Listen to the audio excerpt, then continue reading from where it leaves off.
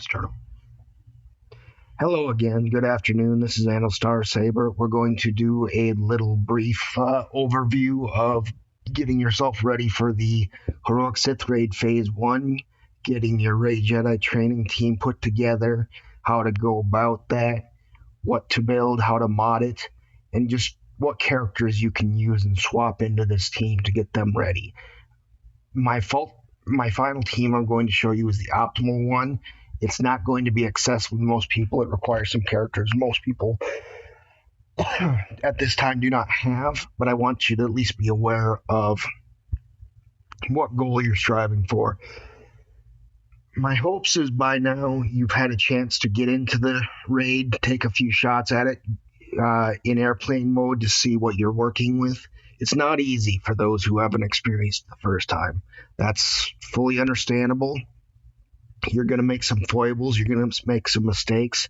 That's why we highly recommend the airplane mode. So when you go in there, if you do something and have an accident that's fatal for your entire team, you can just close the game, log out, and then log or remove your airplane mode and then log back into the game brand new. So it won't have registered a score.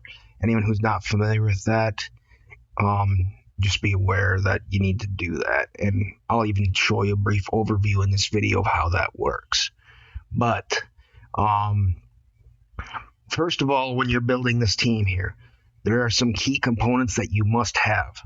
They all, for the most part, fall in resistance. And the first character you absolutely must have is Rey Jedi training. If you do not have Rey Jedi training, this team will not work. And when you have her, you also must have her leadership ability, which is called Inspirational Presence at Zeta. If you don't have that presence at Zeta, you won't be able to use all these exposes to take turn meter away, and it won't be able to recover the cooldowns of your special abilities. It's a huge deal in creating the loops that this team requires and to control the turn meter and to finish. The other Zetas that she has, I would say your priority is not towards your Virtuous Protector. While it is nice to have the automatic dispel and the debuff, it is not the most essential thing because you won't get attacked as much by the raid boss. That's a very PvP oriented Zeta. And Insight, I would say, is the one you want to get second after the leadership ability because it does have a fence up that she gains that will increase her damage, and it'll also have the foresights in there and the protection and recovery, so survivability will be higher as well. So those are key things there that you absolutely must have. Rey Jedi training is a hero's journey character for those who do not have her yet. She is only available periodically when the event comes live, and she requires a very specific set of tunes to work, and they are all resistance as well, except for a couple which I'm going to get to here shortly. First of all, it requires BB-8. BB-8 is usually the hardest to acquire out of the prerequisite characters. To get him, you must have First Order characters, 5 of them at 7 stars.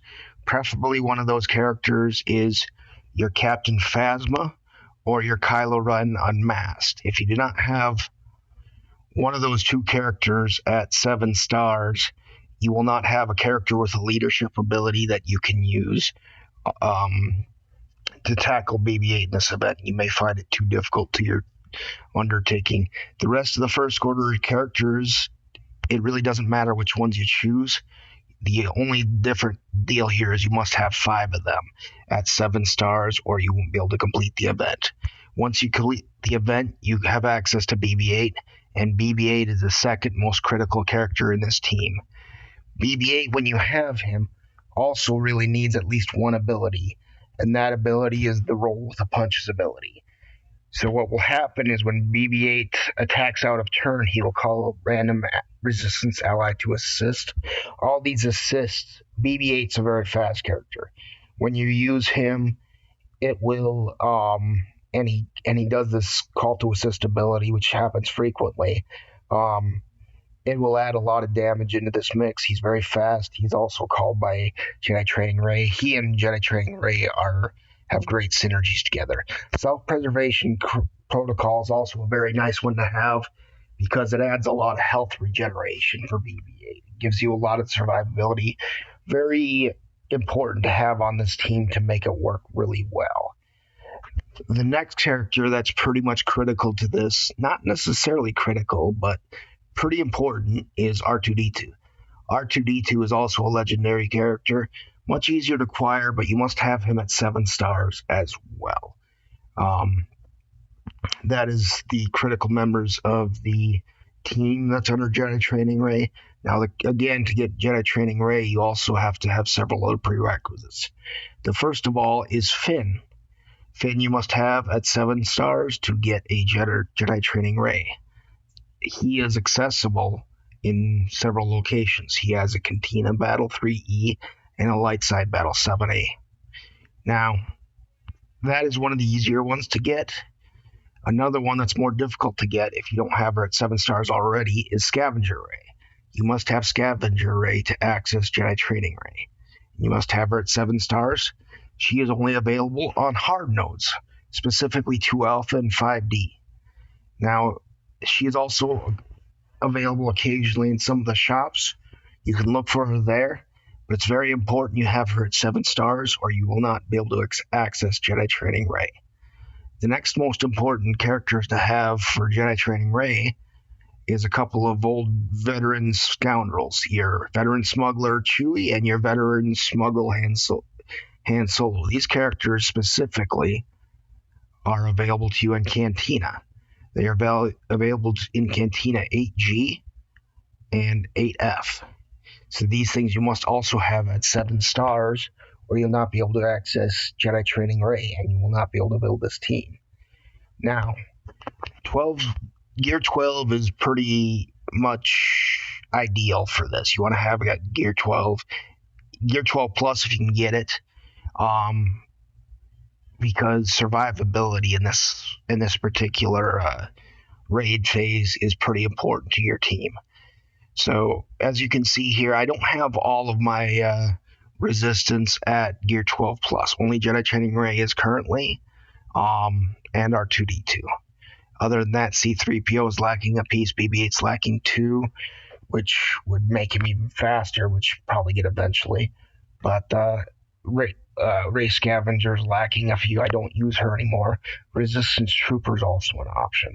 So, like I mentioned here, the core components of this team are your Ray Jedi Training, your BB-8, and for the most part, R2-D2.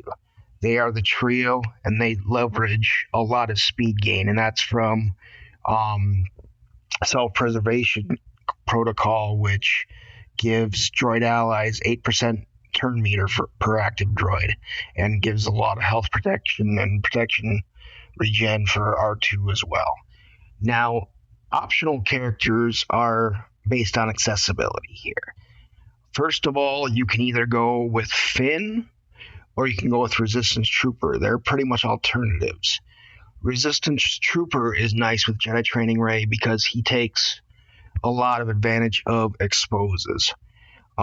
He gains 55% turn meter when an enemy who is not exposed becomes exposed. With Jedi Training Ray, exposes happen a lot, so he can be one of your major damage dealers. Your alternative major damage dealer is typically Finn. You will usually either want to have one of these two characters. Finn, you'll want to use Takedown.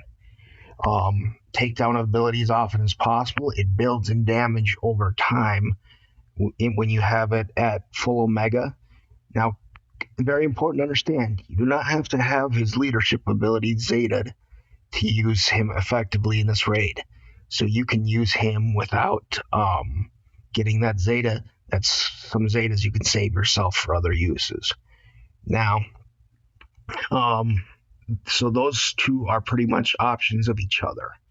Now, the other spot here that's typically available is either your Ray Scavenger or C-3PO.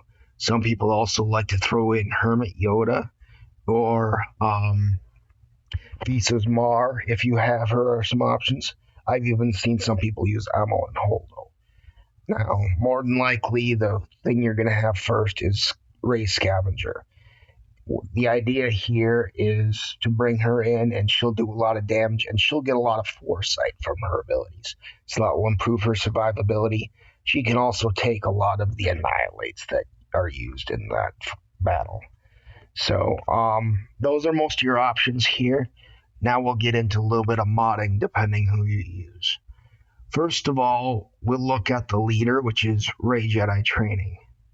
Rey Jedi Training, when you use her, you want to add two key components. I mean, offense where you can get it is nice, but really what you want to do is add to her speed and potency. She is a major element of controlling Nihilus's turn meter throughout the battle. She can slow him down with a mind trick and take away turn meter, and due to her synergies with BB-8,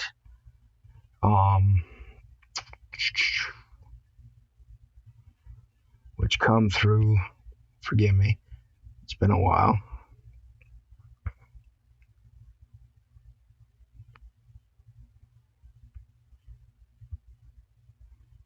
I forget which ability it is, but she has good synergy, so her and BB-8 gain a lot of turn meter from each other.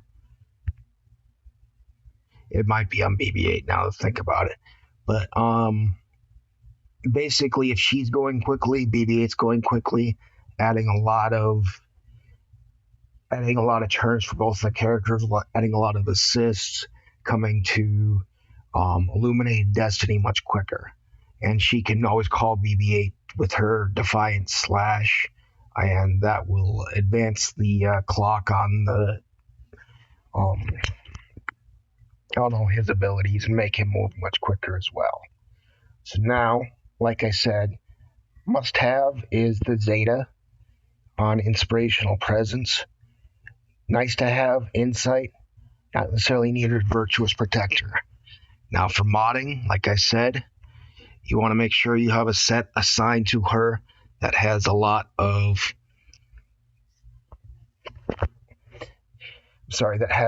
potency, and that has a decent amount of speed as well. I always give her my second fastest set of mods, which are actually the mods I give to Hermit Yoda. So when I put these onto Jedi Training Rey, you can see it boosts her speed all the way up to 286, so she goes very fast with this speed set. She has a decent amount of health, very good potency, 70.77%. Takes away a bit of her tenacity, adds some protection. Protection is not a very useful thing to have in this particular raid. It's just based on the mod set. Protection is pretty much skipped by Nihilus. It does add a little bit to her offense and her armor. Takes away a little bit of her special offense. So it's not perfect, but it does add a lot of speed. That's what I like to use with her. And notice here how I designated some sets specifically for Heroic Sith. What these aren't the ones that are actually necessarily used for the battle, but they're actually the characters they're kept on. So what you want to do is when you bring a mod set over to a character, you want to identify what that set is first of all, and you also want to, in another tab, create a set that says what mods they were wearing to begin with. So if you identify the mods they were wearing to begin with, I have one specifically for Rey Jedi Training. I know that if I switch back to her, I'll be able to mod her up. And the way to add mod sets to a tab is just go to create loadout from your character, and she will automatically move that into the lineup. Now, since I've done that already, I'm going to go ahead and delete the redundant ones.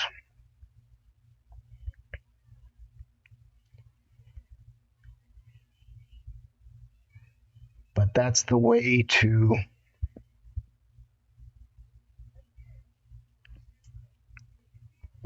control what mod sets. And all you have to do is, when you're swapping back, just select the mod set that you normally equip on them and bring it back, and then you put the one that's designated back on the character you had it on, which was Hermit Yoda in this case, because it will unload it from there. So now the next character that I like to take a look at is BB-8. BB-8, you want to be your fastest character. So you do the same thing. You identify a set that you want to put on them. So in this case, I have my Jedi Knight Revan set. When I put my Jedi Knight Revan set on BB-8, you can see it adds a little bit of health to him, adds a lot of speed. He's up to 307. He becomes my fastest character.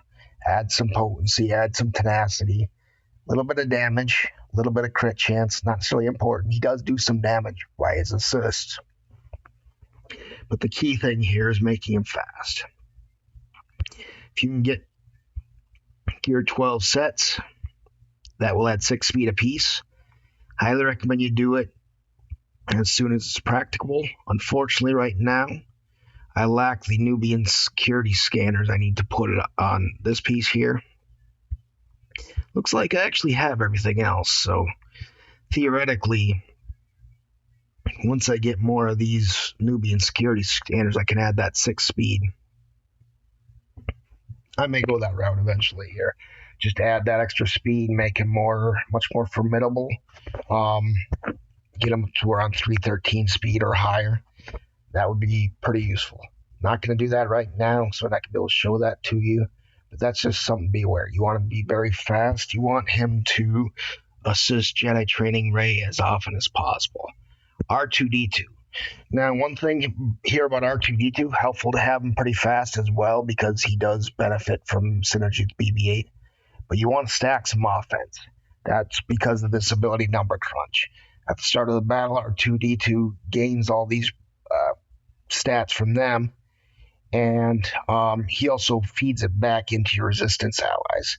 So 10% of that offense. So if you make his offense very high, that makes specifically your damage dealer Finn do more damage, as well as your BB-8, your Rey, Jedi training, your Rey scavenger if you use her, and it'll make the team more powerful overall. So with R2-D2 here, I have a very special set. Right now it normally sits on Anakin Skywalker. It's designed specifically to add offense. So what will happen here is when I add it, it'll take a little bit off his speed, so he won't be as fast as he is right now. But what you'll see here is it jumps up the physical offense to almost 4,000. It'll put up his special offense to over 6,000. And keep in mind, all that bonus offense is being fed back into your team, so your team's going to hit harder. R2-D2 is not your biggest damage dealer. He does add some exposes to the field with the burning, and he does use smokescreen, which is a great survivability tool for your team. But you want his utilities primarily in making your damage dealers hit harder. So you want to pick a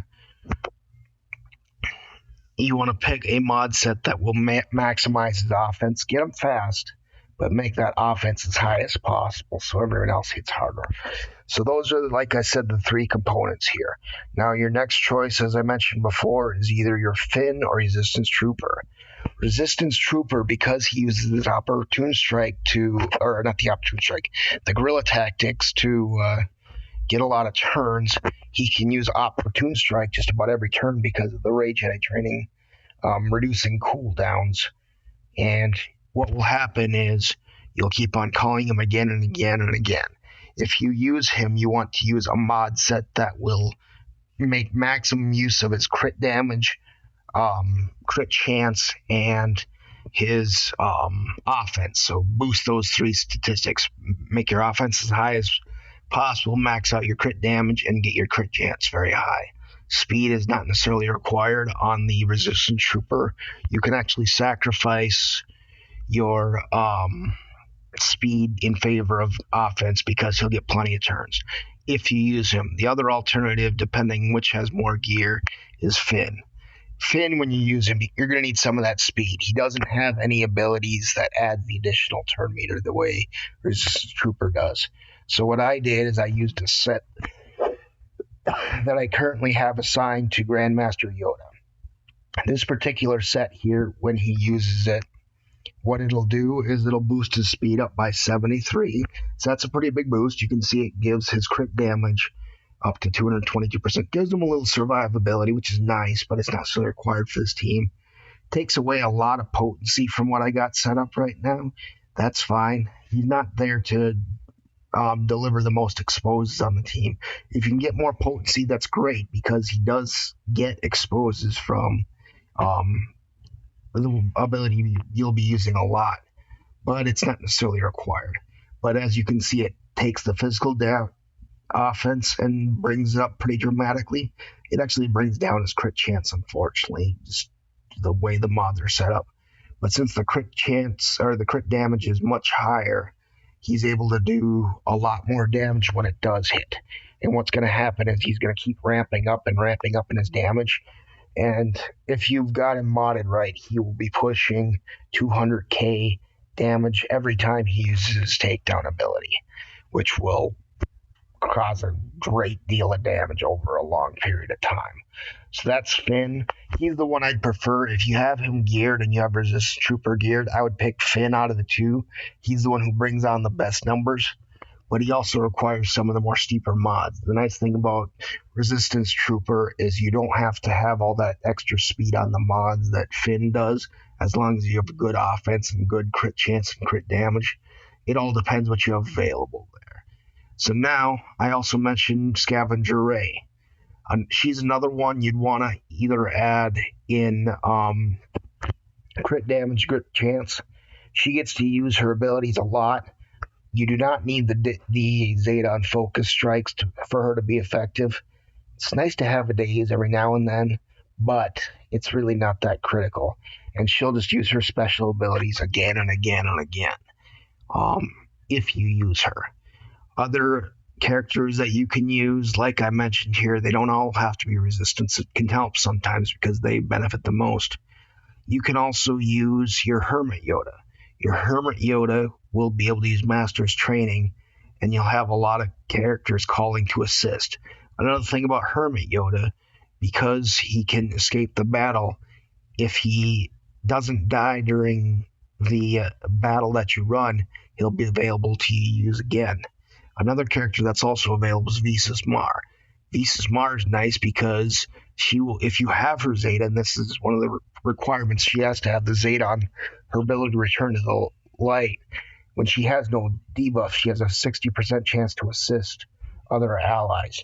So she will cause major damage because she also does bonus damage to Sith characters from her basic, and she will cause them to gain maximum health. She will clear debuffs on those characters. She's very handy. She also does a revive, so she helps your survivability quite a bit.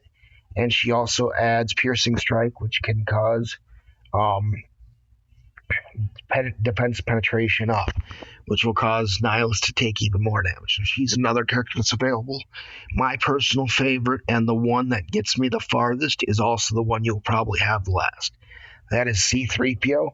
C-3PO, he adds a lot more exposes into the field, and he also, through the ability Oh My Goodness, he will add translation to a lot of characters, which when you use it, I have to find it to explain it to you. It has beneficial effects that build based on the number of stacks. So the first one, that stack of translation you add to one of your teammates, they'll add 30% max health. Number 2 will gain critical chance. And then number 3 is when C-3PO uses his basics, it'll advance everyone else's cooldowns by 1. So that's a huge ability there. He also adds stacks of confusion to the ads, which doesn't do a lot here. It just keeps them from gaining buffs, and the same thing with Nihilus, which does actually help. Can't gain a counter or assist or gain bonus turn meter, and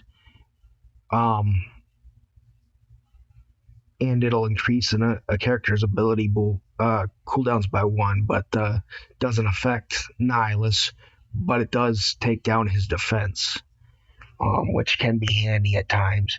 And he's also got some buffs that apply specifically to resistance. Now, intermediary doesn't apply to resistance specifically, but it does apply to Galactic Republic. R2D2 is also Galactic Republic, so it'll add defense penetration to R2D2. So that's kind of handy there. It also has cyborg relations, which doesn't help, again, resistance allies, but it does affect rebel allies, which R2D2 is also a rebel ally, so it'll help him. So he'll have better potency, so he can get his burning more often. Fretful Mediator, this is the one that affects resistance. So all allies get 10% critical damage whenever resistance or Ewok ally use their special ability. They inflict defense down on the target enemy for 2 turns. And for each stack of translation, resistance allies have 10% critical damage. This is huge. That's where Finn comes in. That will stack more damage on him. And because of his ability, oh my goodness, he will be calling people to assist frequently. And again, it'll advance a lot of the cooldowns based on the multiple stacks of translation. And basically, the team will be going again and again and again. When I show you this team, I will be showing you specifically my squad that I have designated for Heroic Sith, which is my Rey Jedi training, my BB-8, C-3PO, R2-D2, and Finn. Now, again, you can use other lineups. The strategy will slightly differ, but the basics of what I show you, and I'll kind of explain it as I go throughout the video, are going to be more or less the same. So the key here to recap, build your resistance team, build your Rey Jedi training. Once you have them at 7 stars, they will be ready for this. Get your combination ready, and then build your mod lineups. So once you're in there, set them up so you can quickly assign the ones you want to put on them, and then have a way back so you can assign the mod that they used to have back. And I'll show you real briefly at my own personal expense, because this costs credits every time I use it. I'm not going to do it often, but you want to make sure that you have a mod set you can apply to them. And then you want to be able to put the mod set back. So you find that one in your list. And it'll cost going both ways. And since you had the character it was initially on identified already, you can find that character again and put the mod set they originally had back onto them, so you can use them for whatever you're using them for. So those are the specifics of getting your Jedi Training Rey team ready for Heroic Sith Raid Phase 1. The key here is you got to get the Jedi Training Rey. If you don't have that, nothing else that we just talked about matters. But once you're there, you'll be able to easily score 5 million, 4 million, 5 million, 6 million. I can do over 10 millions of damage on this raid. And that's just a matter of tweaking all your mod sets and everything to get to that point. So if you have any questions, please ask in game chat, ask in line, ask in Discord, although you may want to let me know if it's in Discord. We'll try to answer them as best we can. Later on, I'll show you the video of putting my team in action, and you can see what you can do if you can replicate it or try to learn as much as you can. If we don't win this raid, not the end of the world, there's always the next one. You can keep working on what you're doing. Keep working towards this team here, and together we'll get it, and you'll be able to do it on your own without me soon enough. That's all I have for this video. Stay tuned shortly for my video of actually putting this team in action. And this is HSTR Saber signing out.